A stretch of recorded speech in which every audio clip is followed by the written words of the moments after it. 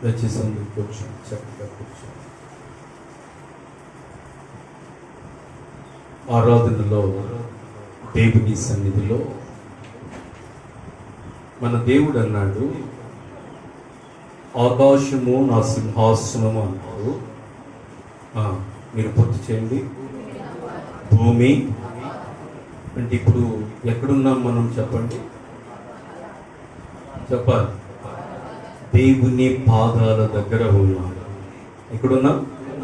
దీన్ని ఏమంటారంటే, మనము కూడుకున్న ఈ యొక్క కూటమి ఏమంటారంటే ఆయన పాద సన్నిధి. ఏమంటారు? ఆయన పాద సన్నిధి. కుమారుడా, పాలు వందనాలు. ఆయన పాద సన్నిధి. ప్రియులారా, దేవుని పాద సన్నిధి బైబిల్లో ఒక స్త్రీ అనుభవించింది. చాలా మందికి దేవుని యొక్క పాద సన్నిధి ఎలా అనుభవించాలో తెలియటం లేదు. ఆ స్త్రీ దేవుని పాద సన్నిధి అనుభవించింది. ఎలా అనుభవించింది చెప్పమంటారా? ఒకటి, కన్నీళ్లతో ఆయన పాదాలు కడిపింది. ఒకటి. రెండు, తన నోటితో ఆయన పాదాలను ముద్దాడింది. రెండు. మూడవది, తన దగ్గర ఉన్న విలువైన అత్తరు ఆ పాదాలకు పూసి తన తల వెంట్రుకలతో ఆ పాదాలను తుడుస్తా ఉంది. మూడు విషయాలు గుర్తుపెట్టుకోండి. దేవుని సన్నిధి ఆరాధనలో ఈ మూడు మనము చేయాలి. ఈ మూడు దేవునికి ఒక వ్యక్తి చేయాలి. దేవుని ఆలయంలో నువ్వు కూడుకున్నా, నీ ఇంట్లో ప్రార్థనకు నువ్వు ఉపక్రమించినా, నువ్వు కుటుంబ ప్రార్థన చేసుకున్నా, వ్యక్తిగత ప్రార్థన చేసుకున్నా, సంఘములో కూడుకున్నా, దాన్ని ఏమంటారంటే దేవుని పాద సన్నిధి అంటారు. ఇప్పుడు ఈ దేవుని పాద సన్నిధి ఆ స్త్రీ మనకు నేర్పించేది ఏంటంటే, ప్రభువుకి మూడివ్వాలి. ఒకటి, కన్నీళ్ళు.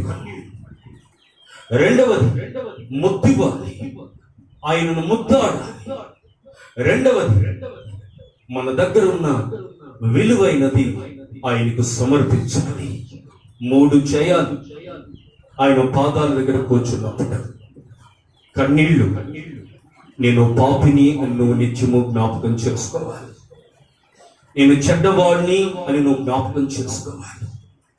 నేను అపవిత్రుడను అని నిత్యము నువ్వు జ్ఞాపకం చేసుకోవాలి. ఎవరు కూడా నేను నీతిమంతుడినని కానీ, నేను పరిశుద్ధుడని కానీ, నేను మంచివాడినని కానీ దేవుని ముందు తను తాను కనపరుచుకోకూడదు. కనపరుచుకోవడానికి వీల్లేదు. అంటే నేను పాపిని అన్నప్పుడు, నేను మంచివాడిని కాదు, నేను చెడ్డవాడిని, నాలో అవినీతి ఉంది, నా యొక్క ప్రవర్తన మంచిది కాదు, నేను అసలు మంచివాడిని కాదు అన్నప్పుడు నీ గుండెల్లో నుంచి ఒక దుఃఖం అనేది బయటికి రావాలి. రెండవది, ఆమె ఆయన పాదాలని ముద్దాడుతోంది. ముద్దు దేనికి సాదృశ్యం చెప్పంటారా? ప్రేమకు సాదృశ్యం. దేవునికి స్తోత్రం, హల్లెలూయా. ప్రేమించిన వారిని మనం ముద్దాడుతాం. పసిబిడ్డనైనా, తల్లినైనా, తండ్రినైనా, భార్యనైనా మనం ప్రేమిస్తే వాళ్ళని ముద్దాడుతాం. అంటే యేసయ్యను, ఆయన పాద సన్నిధిని మనం అనుభవిస్తున్నప్పుడు ఆయనను మనం ప్రేమించాలి. హల్లెలూయా. ప్రేమించాలి. ఎలా ప్రేమిస్తావు? మనిషినైతే ముద్దాడుతావు, మనిషినైతే ఏమన్నా గిఫ్ట్ ఇస్తావు, ఏమని ఇస్తావు, అలా ప్రేమిస్తావు. దేవుని ఎలా ప్రేమిస్తావు? ఎలా ప్రేమిస్తావు? ఆయన ఒక వ్యక్తి నీ ముందు నిలబడిన ఒక మనిషి ఒక ఆకారముతో నీ ముందు నిలబడి ఉన్నాడా? ఎలా ప్రేమిస్తావు? దేవునిని ఆరాధించడమే ప్రేమ. ఆమేన్, హల్లెలూయా. గుండెల నిండా ఆయన నింపుకొని, మనస్సు నిండా ఆయన నింపుకొని ఆయన్ని ఆరాధించటమే ప్రేమించటం. మూడవది, ఆయన పాద సన్నిధిలో ఆయన పాదాలకు ఆమె దగ్గర ఉన్న విలువైనది ఆయన పాదాలకు సమర్పిస్తా ఉంది. ఇది నీ ఘనం, నీ ధనం, నీ బలం, నీకున్నది. అది ఏదో దేవుని పాద సన్నిధిలో నువ్వు సమర్పించాలి. హల్లెలూయా.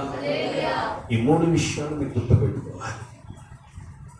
దేవుని పాద సన్నిధి ఇలా ఎవరైతే అనుభవిస్తారో, యేసయ్య అన్నాడు ఆమె గురించి, ఈమెను గురించి ఎప్పుడు చెప్పుకునేటట్లు నేను చేస్తాను అన్నాడు. అంటే ఆమెని దేవుడు ఏం చేశాడంటే ఘనపరిచాడు. హల్లెలూయా. ఈ విధంగా మీ దేవుని పాద సన్నిధిలో కూర్చున్నప్పుడు అంతా మీరు అలా అనుభవించండి.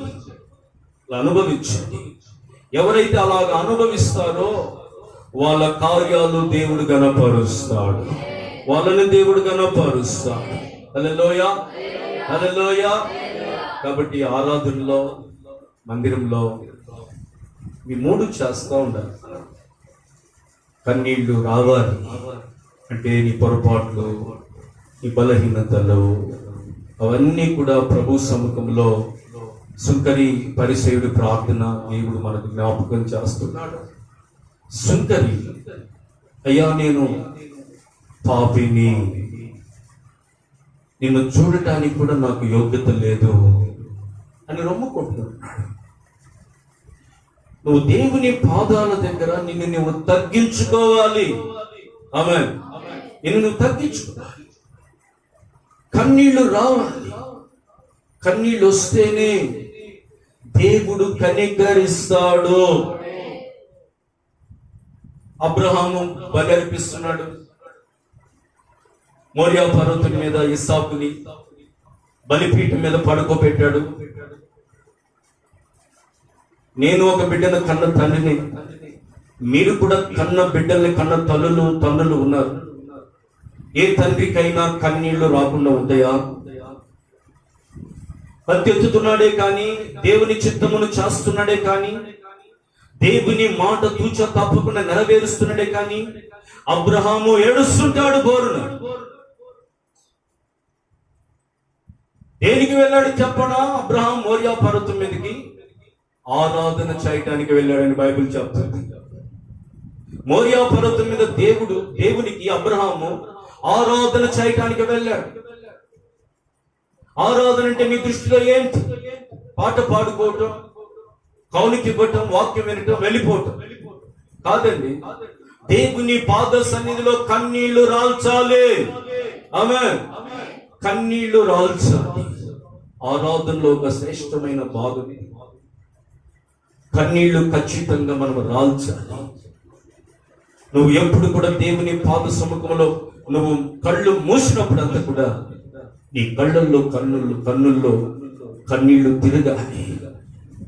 నేను పొరపాట్లు ఉన్నాయి నాలో, నీ ఎదుటి నిలబడుటకు నేను అర్హుడిని కాదయ్యా, నీ కృప పొందుకోవటానికి నేను యోగ్యురాలని కాదయ్యా, నేను ఎంత మాత్రపు వాడిని, నా కుటుంబం ఏర్పాడిది అని ఒక క్షణం దేవుని పాదాలు తడపాలి. అలాగే ఆయన్ని ప్రేమించాలి, ముద్దాడుతూ ఉండాలి, పాదాలు ముద్దు పెట్టుకుంటా ఆయన పాదాల దగ్గర ఆయన ఆరాధిస్తూ ఉంది. నువ్వు గరుడు అయ్యా, నువ్వు రక్షకుడు అయ్యా, నువ్వు ప్రేమకు ప్రతిరూపమయ్యా, ఆరాధించాలి. మూడవది, నీ ఘనము, నీ ధనము, నీ సమస్తము దేవునికి అర్పించాలి. హల్లెలూయా, హల్లెలూయా. దేవునికి స్తోత్రం. ఇలాగున దేవుని పాద సన్నిధి మనం అనుభవిస్తూ ఉండాలి. మీరు ఎప్పుడు కూర్చున్నారు అలా దేవుని పాద సన్నిధి అనుభవిస్తూ ఉండండి. 2 చేతులు తండ్రి మళ్ళీ చెల్లిద్దాం. మరొక చిన్న ప్రార్థన, వాక్యంలోకి వెళ్ళాలి. మరొక చిన్న ప్రార్థన, కళ్ళు మూసుకుందాం. మధ్యలో జకరియా చిన్న ప్రార్థన చేస్తారు. కళ్ళు మూసుకోండి. ఈ సమయంలో దేవుని యొక్క వాక్యం సంఘానికి ప్రభు సహాయం చేశాడు. సహాయపడకండి. ప్రార్థన చేసి చిన్న ప్రార్థన. మహోన్నతుడా, మహాగణుడా, నీకు స్తుతులు స్తోత్రాలు చెల్లిస్తున్నాం ప్రభువా. అయ్యా తండ్రి, ఈ పునరుత్థాన వేళలో ప్రభువా నిన్ను ఆత్మతో సత్యముతో ఆరాధించే కృపను నాయన మాకిమ్మని అడుగుతున్నాం నాయన. అయ్యా తండ్రి, ఈ సమయంలో ప్రభువా అతి ప్రాముఖ్యమైన సమయం నాయన. నీ మాటలు మేము వినడానికి సిద్ధపడుతూ ఉండగా ప్రభువా అయ్యా మా దైవజనుడితో మాట్లాడండి నాయన. అయ్యా మీరు నాయన ఆకాశంలోంచి నాయన మా దైవజనుడికి నాయన నీ వాక్కుని సర్వమని అడుగుతూ ఉన్నాం ప్రభువా. అయ్యా తండ్రి, ఈ లోకంలో నాయన ఆహారం తిని మేము బ్రతకగలం ప్రభువా, కానీ నాయన నీ ఆత్మలో మేము బలపరచబడడానికి అయ్యా మేము అభివృద్ధి చెందడానికి నాయన కేవలం నీ మాటలు మాత్రమే నాయన మమ్మల్ని బలపరుస్తూ ఉన్నాయి ప్రభువా. అయ్యా అభివృద్ధి చెందుతూ ఉన్నాయి నాయన. అయ్యా తండ్రి, మేము పెరుగుతూ ఉన్నప్పటికీ నాయన నీవు వృద్ధి చేయలేకపోతే నాయన మమ్మల్ని ఎవరు చేయలేరు ప్రభువా. మమ్మల్ని వృద్ధి చేయండి అయ్యా, శరీర పరంగా కాదు ప్రభువా, ఆత్మ పరంగా నాయన మమ్మల్ని వృద్ధి చేయమని అడుగుతూ ఉన్నాం. అయ్యా తండ్రి, పరలోకం చేరడానికి నాయన అయ్యా తండ్రి నీ మాటను మాకు సెలవివ్వండి నాయన. అయ్యా తండ్రి, మేము భూమి మీద నాయన నీ మాటలు నెరవేర్చే వారుగా నాయన మమ్మల్ని మార్చమని అడుగుతూ ఉన్నాం ప్రభువా. అయ్యా తండ్రి, అయ్యా రొట్టి వలన కాదు కానీ నాయన కేవలం నీ వాక్కు ద్వారా మాత్రమే ప్రభువా అయ్యా తండ్రి మేము బలపరచబడతాం. అయ్యా ఆత్మలు అభివృద్ధి చెందబడతాం ప్రభువా. అయ్యా తండ్రి, నీలో నాయన మేము కలిసే వారిలాగా అయ్యా నాయన మా ఇళ్ళ కృప చూపించమని అడుగుతున్నాం ప్రభువా. అయ్యా తండ్రి, పనికిరాని తీగుల వల్లే కాకుండా అయ్యా పనికొచ్చే తీగుల వల్లే, ఫలించే తీగుల వల్లే మమ్మల్ని మార్చమని అడుగుతున్నాం ప్రభువా.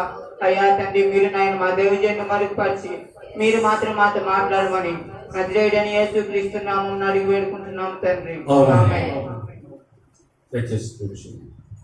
ఏంటి 107వ కీర్తన 107వ కీర్తన 28వ వాక్యం నుండి 30వ వాక్యం వరకు మనం చదువుతున్నాం. శ్రమకు తాళలేక వారు యెహోవాకు మొరపెట్టిరి. ఆయన వారి ఆపదలలో నుండి వారిని విడిపించెను. ఆయన తుఫానును ఆపివేయగా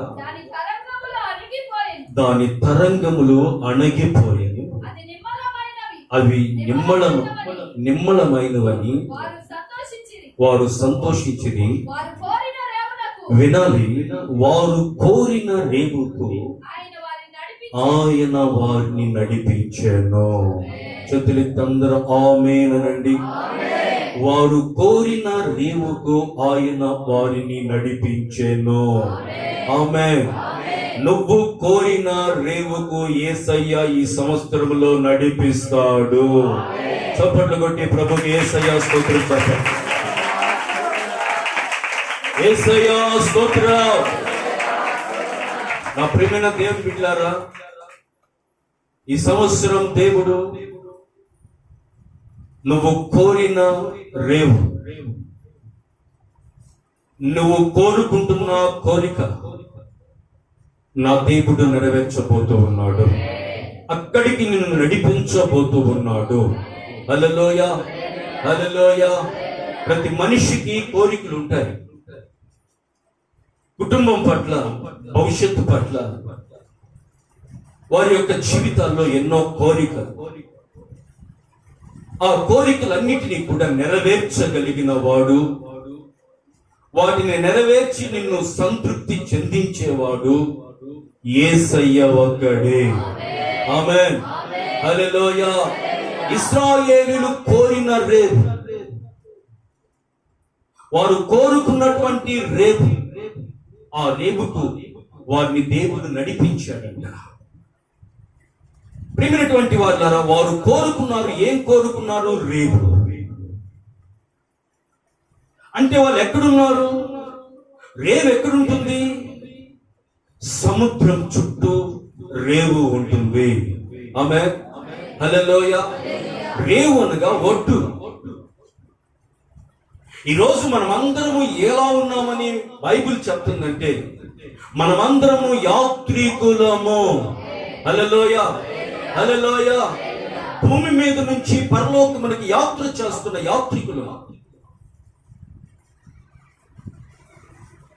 రేవు అనేది ఎక్కడ ఉంటుంది? సముద్రంలో ఉంటుంది. సముద్రం చుట్టూ ఉంటుంది ఒడ్డు.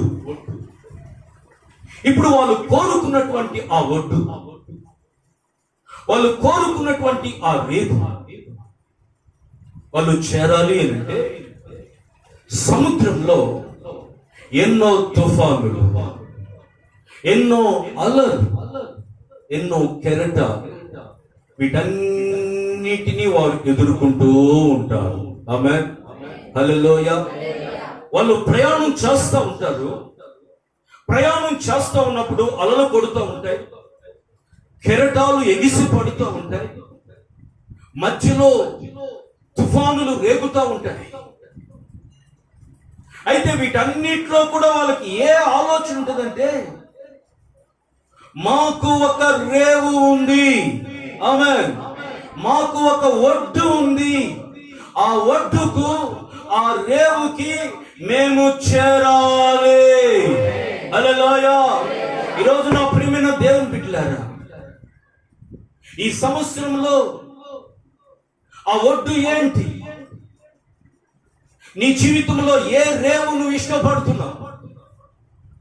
రేవు, ఆ రేవు దేనికి సాదృశ్యంగా ఉంటుందంటే, కెరటాలు ఎన్నొచ్చినా, తుఫాన్లు ఎన్నొచ్చినా, అలలు ఎన్నొచ్చినా, అలలనగా తుఫాన్లనగా కెరటాలనగా నీ జీవితంలో, నీ కుటుంబ పరంగా, నీ ఆరోగ్య పరంగా, నీ ఆర్థిక లావాదేవీల విషయాల్లో, నీ బిజినెస్ లో, నీ చదువుల్లో, ప్రియమైన వాళ్ళను ఎదుర్కొంటున్న ప్రతి పరిస్థితుల్లో చెలరేగుతున్న కెరటాలు, పోరాటాలు, తుఫానులు, ప్రియమైనటువంటి ఇవే సమస్యలు.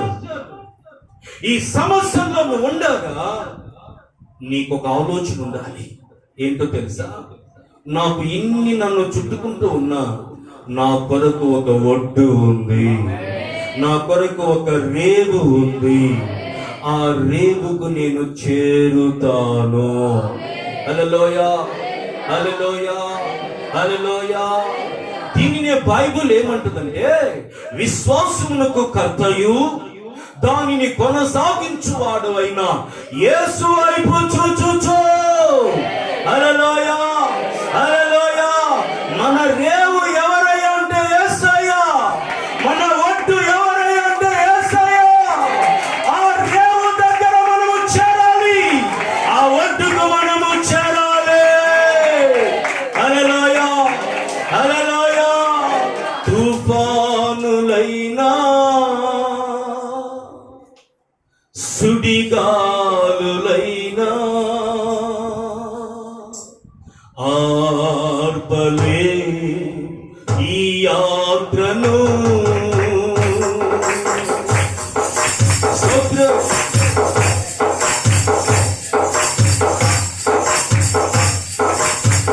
కోరినా ఆరేపుకే యేసయ్యా. కోరినా ఆరేపుకే యేసయ్యా. నా విశ్వాసలో యాత్ర,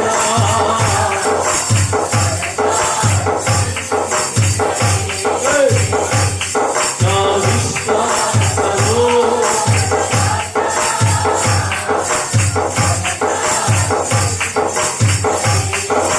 కొనసాగించే యేసు నాకు తోడు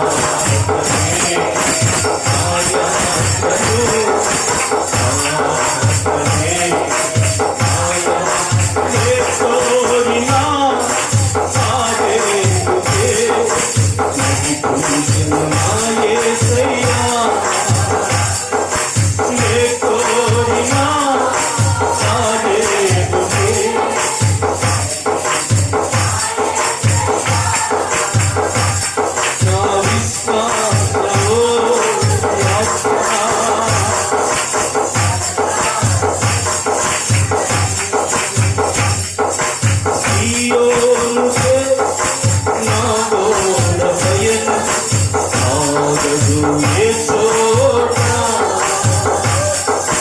సియోను నాలోన పయనం ఆగదు ఏ చోట యేసయ్య దగ్గరకే నాలోన పయనం ఆగదు ఏ చోట పరలోకమే నాలోన పయనం ఆగదు ఏ చోట యేసయ్య ఎదుటే నిలవాలి నేను ఆగదు ఏ చోట యేసయ్య ఎదుటే నిలవాలి నేను ఆగదు ఏ చోట ఏ కోరినా ఆదేవుడే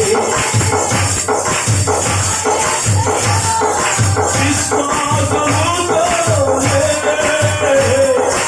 ఆరంభించితిని ఈ యాత్రను విశ్వాసముతోనే ఆరంభించితిని ఈ యాత్రను తుఫానులైన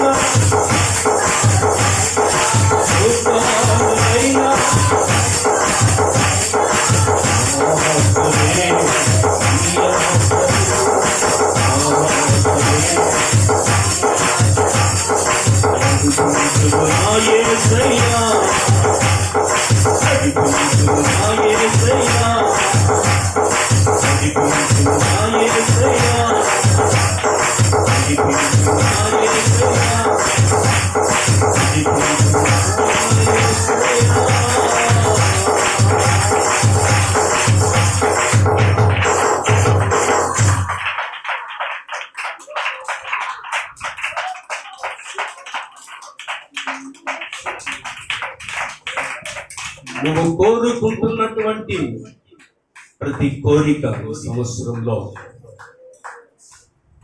ప్రేమైన దేవుని బిడ్డలారా, మీరు గమనించారో లేదో,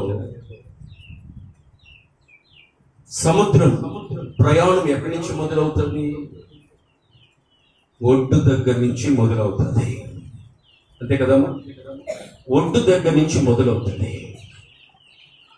ఒడ్డు దగ్గర నుంచి మొదలవుతుంది. ఆ ఒడ్డు దగ్గర నుంచి మొదలైనప్పుడు ఆ మార్గంలో కెరటాలు, అలలు, తుఫానులు, పెనుగాలులు ఇవన్నీ వీస్తాయి, కొడతాయి, మనల్ని తాకుతాయి. అయితే చాలా మంది ఏమనుకుంటారు అంటే ఆ తగిలిన దెబ్బలకు, ఆ ఎదురైనటువంటి పరిస్థితులకు మునిగిపోతున్నాము, అయిపోయాం, ఇక నా పరిస్థితి అయిపోయింది,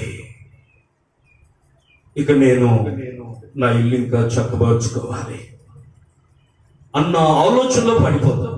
నేనేమంటానంటే, ఒడ్డు దగ్గర నుంచి ప్రారంభమైంది నీ ప్రయాణం. నేనేమంటానంటే, ఒడ్డు దగ్గర నుంచి ప్రారంభమైన నీ ప్రయాణంలో నీ కొరకు అవతల పక్క ఒడ్డు ఉంది. ఆ ఒడ్డు నీకు ఏమని తెలియచేస్తుందంటే, నేనున్నాను, నువ్వు భయపడవద్దు. హల్లెలూయా, హల్లెలూయా. అంటే ఒడ్డు నుంచి ప్రారంభించిన నువ్వు ఒడ్డుకు చేరగలవు. చేర్చేవాడే నీ దేవుడు. చప్పట్లు కొట్టి ప్రభుని స్తుతిద్దాం. ఎక్కడికి? నువ్వు కోరిన రేవుకు. రేవు అంటే అర్థం ఏంటో తెలుసా? ఈ ప్రయాణంలో తగిలినటువంటి ఎదురైన పరిస్థితులకు గుండె గాయమై ఉంటా, తల్లడిల్లిపోయి ఉంటా, ఎన్నో ఇబ్బందులు, పరిస్థితులు. ఇప్పుడు ఆ రేవు ఏమంటది అంటే, అవతల ఉన్న ఆ దరి, ఆ ఒడ్డు ఏమంటదంటే, నువ్వు భయపడవద్దు, నేనున్నాను, నువ్వు ఒడ్డుకు వచ్చేస్తావు. ఆమేన్. అంటే ఒక ఆదరణ కలుగు చేస్తాది. ఒక నీ తల్లి వాణిని ఆదరించినట్లు నేను మిమ్మలను ఆదరించే దేవుడను. హల్లెలూయా. ఆదరించేవాడు ఒకడున్నాడు, గుర్తుపెట్టుకోండి. ఆమేన్. హల్లెలూయా. పరిస్థితులు మారిన తల్లడిల్లిన ఈ ప్రయాణంలో నువ్వు అప్పులు కావచ్చు, నీ సమస్యలు కావచ్చు, నీ ఇబ్బందులు కావచ్చు, ఈ జీవితంలో ఎన్ని ఎదురైనా అద్దరికి చేర్చువాడు, ఒడ్డుకు చేర్చువాడు, నీ కోరికలు, నీ ఆశలు, నీ తలంపులు, నీ ఆలోచనలు అన్ని నెరవేర్చి నిన్ను ఒడ్డుకు చేర్చగలిగిన ఆదరణకర్త మనకు ఉన్నాడు. హల్లెలూయా. ప్రేమైన దేవుని బిడ్డలారా, మనకు ఒక రేవు ఉంది. ఆ రేవులో మనం నెమ్మదిగా ఉండగలుగుతాం. ఆ రేవే నీ ప్రభు అయిన యేసుక్రీస్తు. హల్లెలూయా. బిడ్డలారా, వారు కోరిన రేవుకు నేను వారిని నడిపించి తిని అన్నాడు. మనం కోరుకున్న కోరికలు అవి నెరవేర్చబడాలి. ఆమేన్. హల్లెలూయా. అదే ఈ సంవత్సరం. ఆమేన్. నువ్వు కోరుకున్న నీ కోరికలన్నీ కూడా నెరవేర్చబడతాయి. నువ్వు ఆదరణ పొందుతావు, నువ్వు నెమ్మది పొందుతావు. అయితే నీ కోరిక ఎప్పుడు నెరవేర్చబడుతుందో చెప్పన. దావీదుకి చిన్నప్పటి నుంచి ఒక కోరిక. దావీదుకి చిన్నప్పటి నుంచి, లేదంటే రాజు అయినప్పటి నుంచి ఒక కోరిక ఏంటంటే, యెబూసీయులు పట్టుకొని ఉన్నారు. యెబూసీయులు అనబడుతున్న జాతి వాళ్ళు పట్టుకొని ఉన్న ఆ పట్టణాన్ని దావీదు ఏ రోజుకైనా దాన్ని నేను పట్టుకోవాలి, ఎప్పటికైనా సరే ఆ పట్టణాన్ని నేను పట్టుకోవాలి అనేటువంటి ఒక కోరిక. రాజయ్యాడు, సౌలు మరణించాడు, ఇశ్రాయేలీయులు అందరూ కూడా వచ్చారు. మా ఎముకనంటిన వాడివయ్యా నువ్వే మమ్మల్ని ఏలాలి, నువ్వే మమ్మల్ని పరిపాలించాలి అన్నారు. పెద్దల అభిషేకం, ప్రజల అభిషేకం, యాజకుల అభిషేకం. దావీదుకు 3 అభిషేకాలు, 3 సార్లు అభిషేకం జరిగింది. ఈ అభిషేకం అయిన తర్వాత పరిపాలన స్టార్ట్ చేశాడు. ఆయన మదిలో ఉన్న, గుండెల్లో ఉన్న కోరిక. వెళ్ళాడు, యెబూసు పట్టణాన్ని చూస్తున్నాడు. యెబూసీలు అన్నారు, నువ్వు రాజువై ఉండొచ్చు, నువ్వు ఇక్కడ కానీ వస్తే తాట తీసేస్తావు నీకు అన్నారు. స్తోత్రం. హల్లెలూయా. హల్లెలూయా. నువ్వు రాజువై ఉండొచ్చు కానీ మా పట్టణాన్ని నువ్వు పట్టుకోలేవు, మా దగ్గరికి నువ్వు రాలేవు అని అన్నారు. కోరిక ఇంకా ఎక్కువైపోయింది, కోరిక ఇంకా ఎక్కువైపోయింది. ప్రకటించాడు, ఎవరైతే యెబూసీల పట్టణాన్ని దోచుకుంటాడో వాడు సైన్యాధిపతి అవుతాడని ప్రకటించాడు. యోవాబు అనేటువంటి వ్యక్తి యెబూసీల మీదకి వెళ్ళి వాళ్ళని జయించి దావీదు ఆ పట్టణంలో అడుగు పెట్టేటట్టు చేశాడు. హల్లెలూయా. హల్లెలూయా. నేను ఈ కథ ఎందుకు చెప్పానో తెలుసా? నువ్వు కోరుకున్నది నీ జీవితంలో నువ్వు అనుభవించాలంటే, నువ్వు కోరుకున్నది నీ జీవితంలో నీకు దొరకాలి అంటే నువ్వేం చేయాలో తెలుసా? నీ గుండెల్లో ఆ కోరికను అణుచుకోకూడదు. ఆ యొక్క ఆశ, ఆ కోరికను నువ్వు సరిపెట్టుకోకూడదు. నాకు దొరకలేదులే, నాకు రాలేదులే, నాకు అందేటట్లేదులే, నేను అప్పులు తీర్చుకునేటట్లు లేనులే, దీంతో అడ్జస్ట్ అయిపోదాం, దీంతో సరిపెట్టుకుందాం అన్నటువంటి అడ్జస్ట్మెంట్ అయ్యేటువంటి ఆలోచన నీకు రాకూడదు. ఎందుకంటే ప్రతి మనిషిలో కోరిక పుడుతుందంట, ఆ కోరికను నెరవేర్చే దేవుడు మనకు ఉన్నాడు. హల్లెలూయా. హల్లెలూయా. హల్లెలూయా. దావీదుకి తిరస్కారం ఎదురైంది.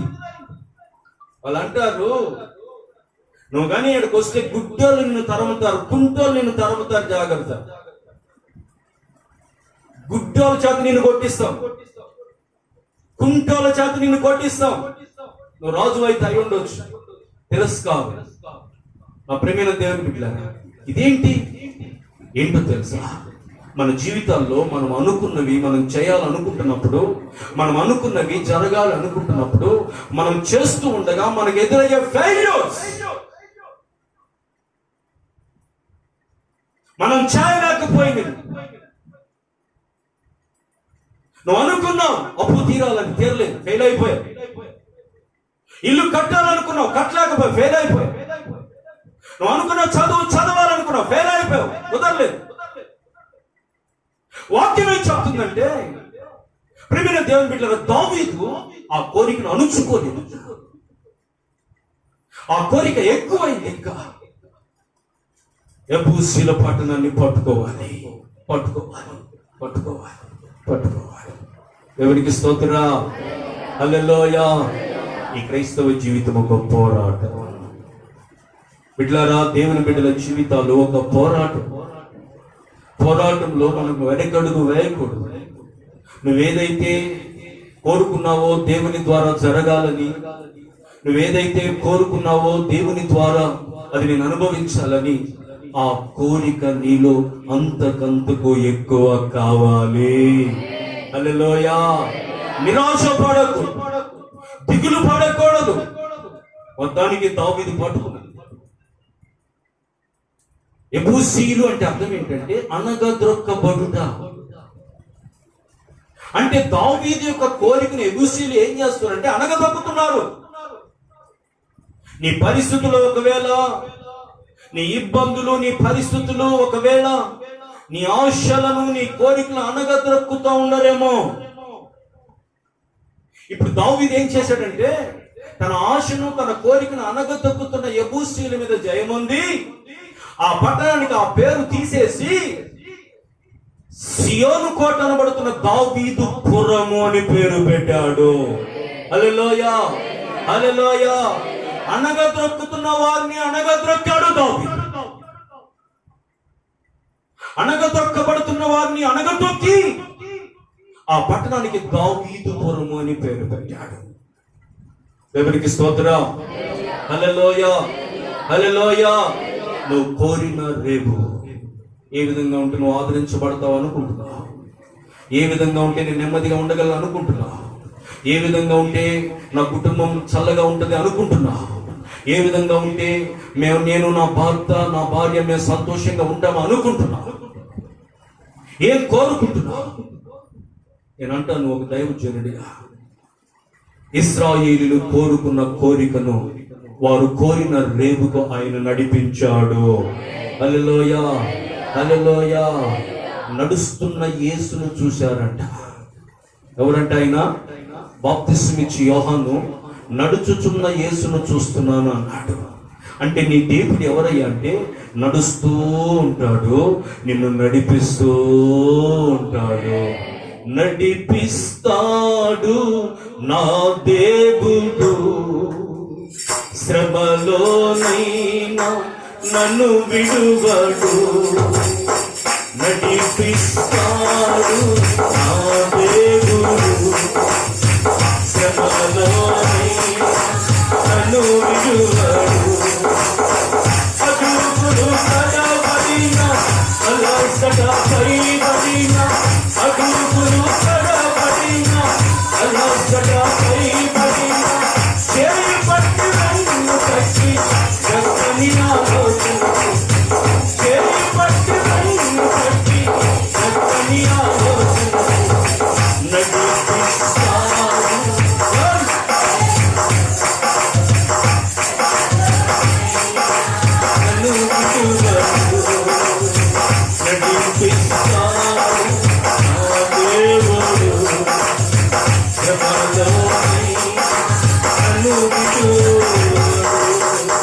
నడిపిస్తాడు నిన్ను. నువ్వు ఏది చూడాలనుకుంటున్నావో. ఆమేన్, హల్లెలూయా, హల్లెలూయా, హల్లెలూయా. యాకోబు 12 మంది పిల్లలు వృద్ధాప్యంలోకి వచ్చారు. ఒక రకంగా చెప్పాలంటే కర్ర పట్టుకునేసాడు. కర్ర ఎప్పుడు పట్టుకుంటారు ముసలాళ్ళు? ఇక అడుగు వేలేము అన్నప్పుడు కర్ర పట్టుకుంటారు. అంటే ఇక నడవలేనయ్యా, ఇక నా వల్ల కాదు అంటే తాత కర్ర పట్టుకో అంటది మనవరాలు.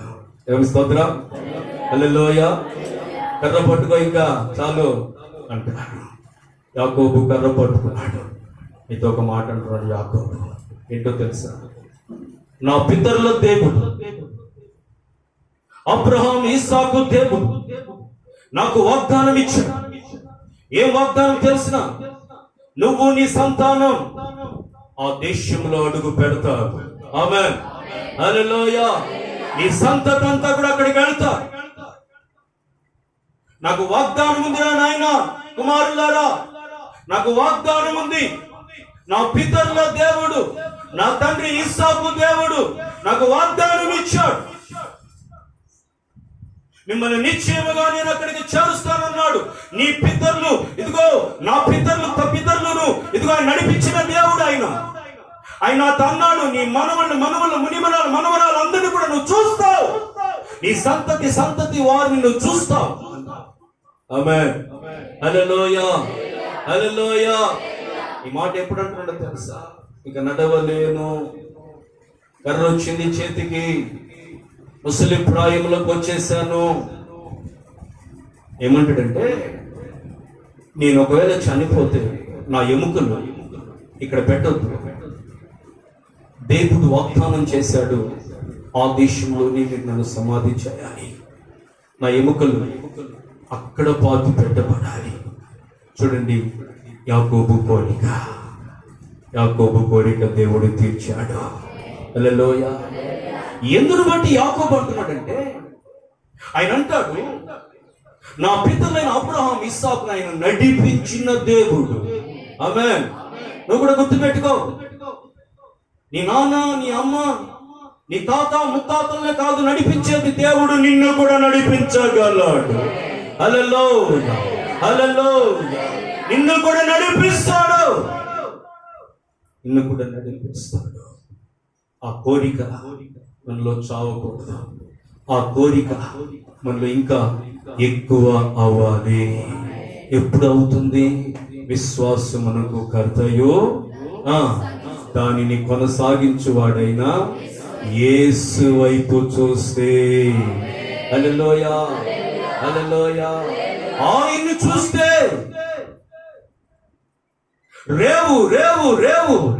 రేవుంది అనే ధైర్యం ఉంటే సముద్రంలో తుఫాను రాని, సుడిగాలు రాని, పెనుగాలు రాని, అలలు కొట్టని, కెరటాలు ఎగిస్తాయి.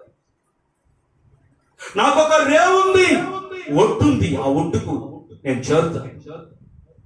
నా దేవుడు ఉన్నాడు, నన్ను నడిపిస్తాడు. హల్లెలూయా, హల్లెలూయా.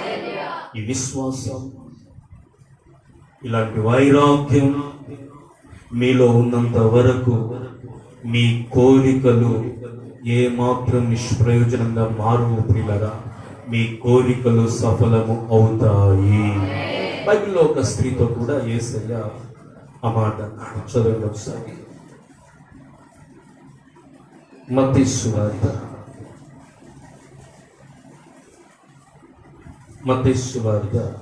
15వ అధ్యాయం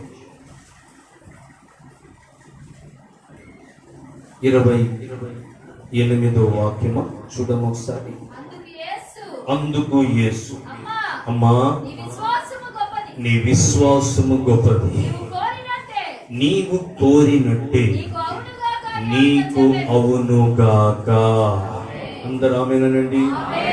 ప్రియులారా, ఇక్కడున్న బిడ్డలందరూ మీరు కోరినట్టే ఈ సంవత్సరం అవునుగాక. ఆమేన్, హల్లెలూయా. ఎప్పుడు జరిగిందో తెలుసా మాట?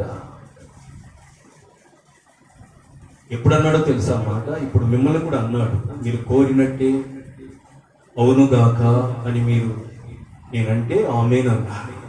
అయితే దేవుడు మీతో కూడా చెప్పాలి అంటే ఈ మాట, ఆ స్త్రీని ఒకసారి మనము ధ్యానం చేయాలి. చేతులకి అందరం హల్లెలూయా చెల్లిద్దాం. హల్లెలూయా. ఆ స్త్రీని మనం ఒకసారి ధ్యానం చేద్దాం. ఆ స్త్రీ యేసయ్య వెంట పడుతూ ఉంది. యేసయ్య నడుస్తూ ఉన్నాడు. యేసయ్య నడుస్తూ ఉంటే ఆమె ఆయన వెంట వెళుతూ ఉంది. మామూలుగా కాదు, అయ్యా అయ్యా అయ్యా అని అంటా ఉంది. ఇంగ్లీష్లో సర్ అని ఉంటుంది. ప్రేమైన దేవుడు బిడ్డలారా, అయ్యా అయ్యా అయ్యా అయ్యా అని అడుగుతూ ఉంటే యేసయ్య మౌనముగా వెళ్ళిపోతున్నాడు. మౌనముగా వెళ్ళిపోతున్నాడు. ఆమె ఇంకా అడుగుతూ ఉంది. అప్పుడు ఆయన ఒక మాట అంటాడు. ఏమంటాడంటే, అమ్మా, పిల్లల రొట్టె తీసుకొని కుక్క పిల్లలకు వేయటము యుక్తము కాదమ్మా అని అంటాడు. చదువు తంతులు దేవునికి ఒకసారి హల్లెలూయా చెల్లిద్దాం. హల్లెలూయా హల్లెలూయా. ఆ ప్రియమైన దేవుని ఆ స్త్రీ పేరు రాయలేదు కానీ కనాను స్త్రీ అన్నాడు. ఇంతకీ కనాను ఎవరో చెప్తాను మీకు. ఈ కనాను అనేవాడు ఎవడయ్యా అంటే హాము కుమారుడు. హాము ఎవరు అని అంటే నోవహు కుమారుడు. వినాలి. చదువు తొందర హల్లెలూయా చెల్లిద్దాం. హల్లెలూయా హల్లెలూయా. కనానుకు తండ్రి హాము, హాముకు తండ్రి నోవహు. నోవహు జలప్రలయం అయిపోయిన తర్వాత ఒక ద్రాక్ష తోట వేశాడు. ముసలోడు అయిపోయాడు కదా, ముసలు ప్రాయంలోకి వచ్చాడు. ఇక బయట ఏది తిరిగే పని లేదు, పోయి పని చేసుకునే ఏం పని లేదు. తోట వేసుకున్నాడు. ఆ తోటలో ద్రాక్ష తోట వేశాడు. ఆ ద్రాక్ష తోటలో ద్రాక్ష రసం తాగుతూ ఉన్నాడు. ద్రాక్ష రసం అంటే మన భాషలో మందు. తాగి తాగి బాగా మత్తుడైపోయాడు.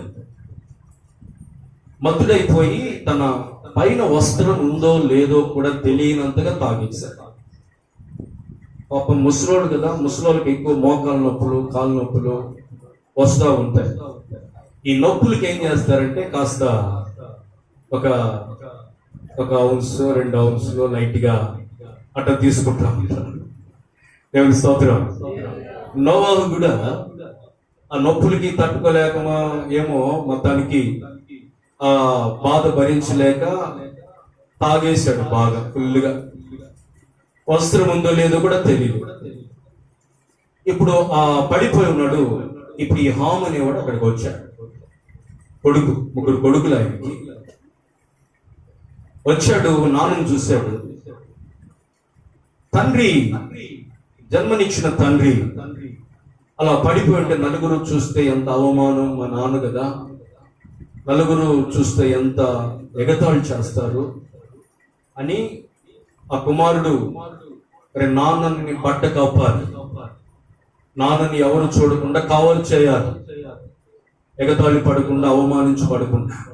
కానీ మనోడు ఏం చేశాడంటే పోయి తన సహోదరుడికి, రే నాన్నకి రోజు ఎక్కువ అయిపోయింది, ఒక క్వార్టర్ ఎక్కువ తీసుకున్నట్టున్నాడు, పుల్లు చాలలేదేమో, మరి బట్టలు లేకుండా పడిపోయినాడు చూడరా అని చూపిస్తున్నాడు. ప్రియమైన దేవుని బిడ్డలారా, ఇంతలో ఆ 3 కొడుకుల్లో వచ్చేసారు. 3 వచ్చారు. అలాగ వెళ్ళి మిగతా వాళ్ళ దశమలో చూడకుండా వీడు చూశాడు.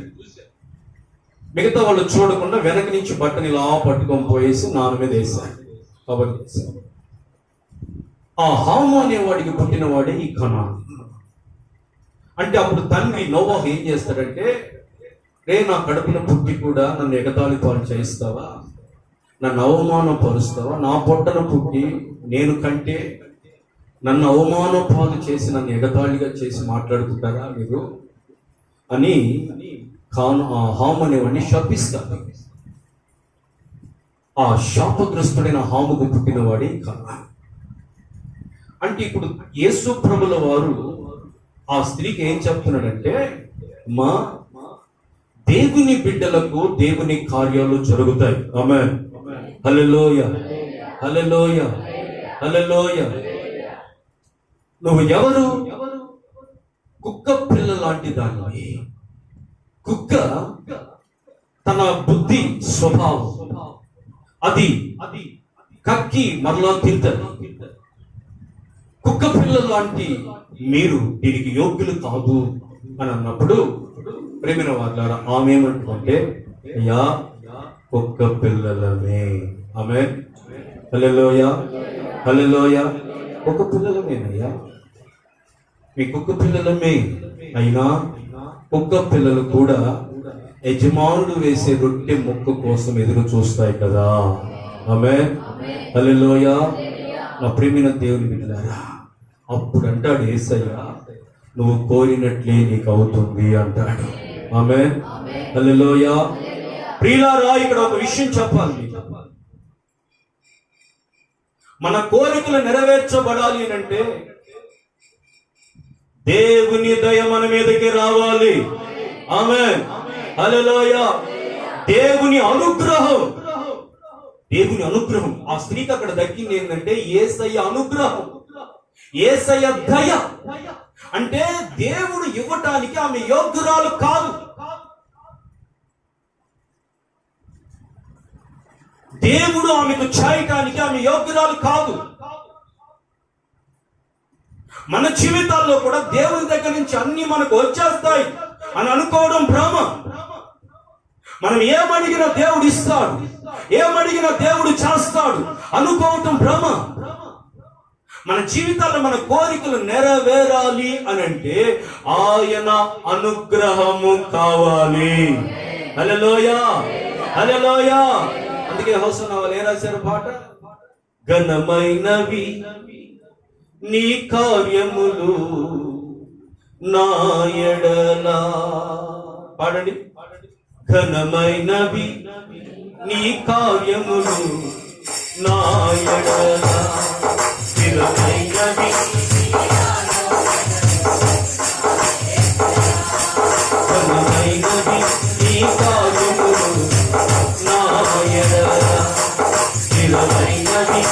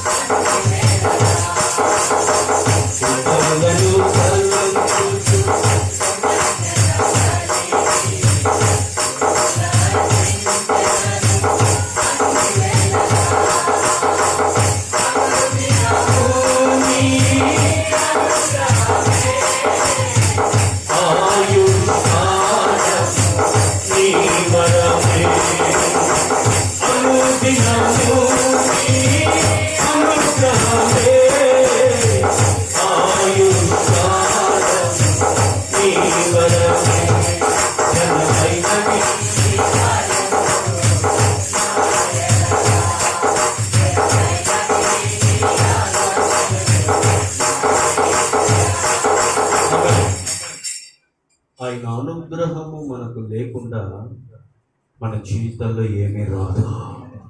నువ్వు కోరుకుంటావు, నువ్వు ఇష్టపడతావు, నీ కుటుంబంలో జరగాలని, నీ బిడ్డల విషయంలో జరగాలని, నీ ఆరోగ్య విషయంలో జరగాలని, నీ సమస్యల్లో జరగాలని కోరుకుంటావు.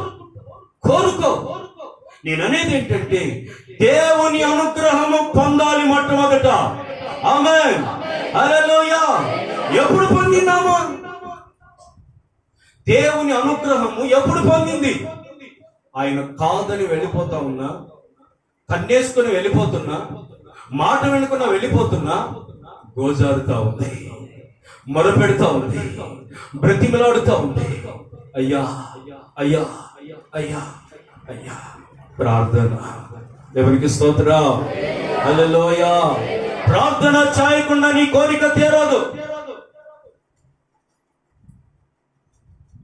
నువ్వు ఆయనకు మొర పెట్టకుండా, ఆయనను బతిమిలాడుకోకుండా, నేను అంటున్నాను కదా, నా దేవుడు ఏదైనా చేయగలడు. ఆమేన్. అలాగే నువ్వు బలహీన పడవద్దు, నువ్వు ఏమి నిరాశ పడవద్దు.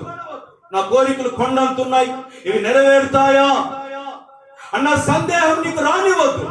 నేనేమంటానంటే అర్హురాలు కాదు ఆమె, ఆమె యోగ్యురాలు కాదు ఆమె దేవుని దగ్గర నుంచి పొందుకోవటానికి.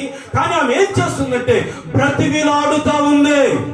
ఆమె ప్రార్థన చేయాలి. నా కోసం దైవ సేవకులు ఉన్నారులే, మా కోసం ప్రార్థన చేసేవాళ్ళు, సంఘం ఉందిలే, నా కోసం ప్రార్థన చేసేవాళ్ళు, అని నువ్వు మాత్రం తిని 3 పూట్ల శుభ్రంగా దుప్పటి కప్పి నిద్రపోతా. హల్లెలూయా. అందుకే ప్రభు ఈ వారంలో దేవుని పాదాల దగ్గర నేను ఉంటే దేవుడు ఒక ఆలోచన ఇచ్చాడు, పరిశుద్ధాత్మ దేవుడు ఒక ఆలోచన ఇచ్చాడు. నెలకు ఒక రోజు మనము సంపూర్ణ రాత్రి ప్రార్థన జరుపుకుంటున్నాం. దేవుడు ఒక ఆలోచన ఇచ్చాడు. మన కోరికలు తీరాలంటే ప్రార్థన ఎక్కువ కావాలి, బ్రతిమిలాడటం ఎక్కువ కావాలి, గోచారటం ఎక్కువ కావాలి. ఇక మీదట ఈ పరిచర్యలో, ఈ సహవాసంలో ప్రతి వారం, ప్రతి బుధవారం సంపూర్ణ రాత్రి ప్రార్థన. ఆమేనంలేదు. బ్రతిమిలాడకపోతే మన కోరికలు తీరవు. మన కోరికలు ఎంతో ఉన్నాయి, వాటన్నిటిని మనం తీర్చుకోవాలి. ప్రతి బుధవారం ఈ పరిచర్యలో రాత్రి 8 గంటల నుండి వేకుజాము 4 గంటల వరకు ప్రతి బుధవారం ఆన్లైన్ ప్రేయర్. ప్రతి బుధవారం 31వ తేదీ ఎలా జరుగుతుంది. ప్రతి బుధవారం రాత్రి 8 గంటల నుంచి తెల్లవారు 4 గంటల వరకు ప్రార్థనలు. రండి, అందరము దేవుని దగ్గర పోరాడుదాం, బ్రతిమలాడుదాం, మన కోరికలు నెరవేర్చుకుందాం. ఆమేన్. హల్లెలూయా, హల్లెలూయా. నా ప్రియమైన దేవుని బిడ్డలారా, ఆ స్త్రీ బ్రతిమలాడుతూ ఉంది. ఈ జీవితంలో కూడా ప్రార్థన ఆపొద్దు. ప్రార్థన ఏమాత్రము నువ్వు వాయిదాలు వేయవద్దు. ఆ స్త్రీ ఏ విధంగా అయితే ఆయన వెళ్ళిపోతున్నాడు, దాటిపోతున్నాడు, సంవత్సరాలు గడిచిపోతున్నాయి, నెలలు వెళ్ళిపోతున్నాయి. ఆయన పోయినట్టుగా నెలలు, నీ సమయం, నీ సంవత్సరాలు కూడా వెళ్ళిపోతా ఉన్నాయి. కానీ ఆ రోజు అక్కడ వ్రాయబడింది, ఆయన ఆగాడు. ఆమె దగ్గర ఆగాడు. నిన్ను దాటుకుంటూ వెళ్ళిపోతున్నాడేమో, నీ సమస్య తీరకుండానే ఆయన ఈ సంవత్సరంలో ముందుకు వెళ్ళిపోతా ఉన్నాడేమో, నీ యొక్క ప్రార్థనలు ఫలించకుండా ఆయన నిన్ను దాటి వెళ్ళిపోతున్నాడేమో. ఆయన ఆగే క్షణం ఏంటంటే నువ్వు చేసే ప్రార్థన బట్టి ఉంటది. నీ కోరిక ఎప్పుడు తీరుతుంది అంటే నువ్వు దేవుణ్ణి బ్రతిమిలాడే దాన్ని బట్టి ఉంటది. ఆమేన్ అన్నాడు ఆమెతో. అమ్మా, నువ్వు కోరుకున్నట్టుగా అవును గాక. ఆమేన్. హల్లెలూయా. ప్రియమైన దేవుని బిడ్డలారా, ఈ ఆత్మీయ యాత్రలో ప్రయాణం చేస్తున్నటువంటి దేవుని ప్రజలారా, మనకు ఒక రేవు ఉంది. ఆ రేవును మనం చేరుతాం. ఆమేన్. హల్లెలూయా. ఇన్ని పోరాటాలు రానివ్వండి, ఇన్ని సమస్యలు మనల్ని ఎదుర్కొనివ్వండి, ఇన్ని అవమానాలు మనల్ని ఎదుర్కొనివ్వండి, నీ జీవితంలో నువ్వు అనుకున్నవి జరగక ఒకవేళ నిరాశ పడుతున్నవేమో, దావీదును జ్ఞాపకం చేస్తున్నాడు దేవుడు. దావీదు ఎంత అవమానం అంటే, గుడ్డోళ్ళు నిన్ను కొడతారా, కుంటోళ్ళు నిన్ను కొడతారా, ఇక్కడికి వచ్చావంటే రాజును పట్టుకుని మాట్లాడుతున్నారు. ఎంత అవమానం. అయినా వాటన్నిటినీ ఏమి లెక్క చేయకుండా తన కోరికని ఇంకా ఎక్కువ చేసుకుంటున్నాడు. ఎందుకంటే ఆయనకి తెలుసు, కోరికలను తీర్చే దేవుడు ఒకడు ఉన్నాడు. ఆమేన్. హల్లెలూయా. నేను అనుకోలేదు రాజునవుతానని, నేను అనుకోలేదు పట్టణాలు దేశాలు నేను పట్టుకుంటానని. అడగక ముందే వరాలు ఇచ్చే దేవుడు ఉన్నాడు. ఆమేన్. ఇక అడిగితే కోరుకుంటే ఇవ్వడా. హల్లెలూయా, హల్లెలూయా. అడగలేదు దావీదు. వినాలి, నా జీవితం ఇంతే, గొర్రెలు మేపుకుంటా, నా జీవితం ఇంతే, నా బ్రతుకింతే, మా నాన్న వాళ్ళు నన్ను చదివిపించలేదు, వాళ్ళందరినీ, నా అన్నలందరినీ చదివిపించాడు, ప్రయోజకులు చేశాడు ఆయన, నన్ను మాత్రం ఎట్లా వదిలేశాడు, ఇక నా బ్రతికింతేలే, జీవితకాలం అంతా గొర్రెలు మేపుకుంటా ఉండాల్సిందేలే అని అనుకున్నాడు. కానీ తను అనుకోలేదు ప్రియమైన వాళ్ళరా, రాజు అవుతాడని, రాజకుమార్తెను పెళ్లి చేసుకుంటాడని, చక్రవర్తి అవుతాడని తన కల్లో కూడా అనుకోలేదు. మరి అనుకోననివే జరిగించే దేవుడు ఉంటే నువ్వు అనుకున్నవే జరిగించాడా? హల్లెలూయా, హల్లెలూయా. నువ్వు అనుకున్నవి నిశ్చయముగా జరిగించే దేవుడు ఉన్నాడు. ఆమేన్. 31st నైట్ అది చెప్పాడు. నెహెమ్యా అనుకున్నాడు. తనలో ఒక నిశ్చయత, తన ఒక తీర్మానానికి వచ్చాడు. చూసారా, దేవునికి ఇష్టం లేనివి ఇశ్రాయేలు కోరుకున్నారు. మీరు అలాంటి పాపం చేయవద్దు.